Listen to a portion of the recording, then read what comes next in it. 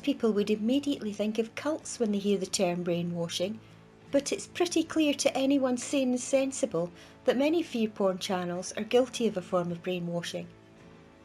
Brainwashing techniques can be so effective that people are not even aware that they're being brainwashed.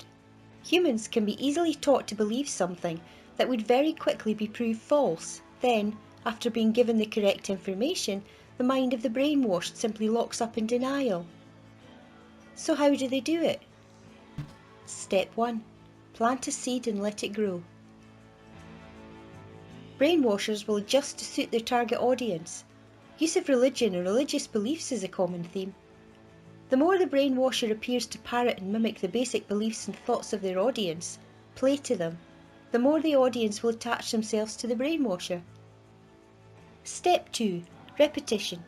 Frequently repeat the same ideas to ensure they stick in the brain. Wormwood Star. Or Planet X only emits infrared light. Sun Simulator. Nemesis, which is on the opposite side of the sun. Stellar course. Before the coming cataclysm. Nibiru, which it's a moon or satellite, whatever. Red dwarf that's approaching our planet. The object is very, very close to the sun. 2 suns in the sky. Looking like we might have actually 2 objects out there. Planet X is here. They cannot hide what is to come. They want us to die. An opinion repeated makes people believe, no matter how ridiculous that opinion is. Human social behaviour works that, if a message is repeated enough times, others will begin to accept it as a commonly held belief within the group, or the community as certain libtards consistently call it. Studies have shown that if one person repeats the same duff opinion 3 times, it has a 90% chance of converting 3 people to the same opinion within the group. Researchers at the University of Michigan refer to this phenomenon as memory distortion. It's basically a brain glitch where the interaction of repetition and assumption makes people form their beliefs around whatever opinion is the most familiar to them. So, if they spend their days hanging out on conspiracy doom channels and websites, well, it's clear what's going to happen. If someone tells you something often enough, you will believe it to be true. If you're hearing, seeing or saying the same phrase or idea over and over, you're being brainwashed. Step 3. Intensive intelligence dampening. Provide the people with constant snippets of information.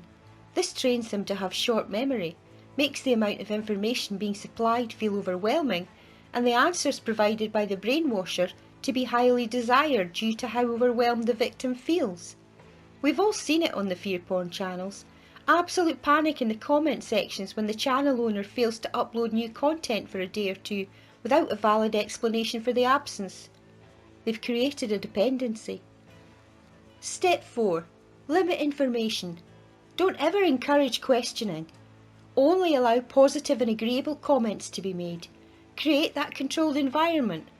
Isolate from alternative opinions and facts by calling those who question traitors, shills, trolls, blind. Apply a subtle stress in order to distract them from thinking properly. For example, tell them time is running out and infer that only you and the community know the truth. Tell them, don't worry, as Jesus will save them.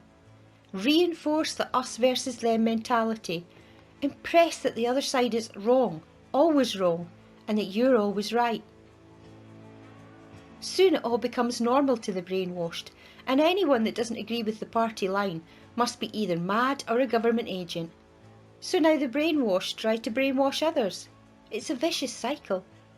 Indoctrination is self-sustaining, as for the brainwashed to not believe would mean losing something very tangible. Forced to face up to their own ignorance, the pain of rejection from the group, the community, the perceived family unit. Painful, but ultimately it's going to possibly be more painful to stay.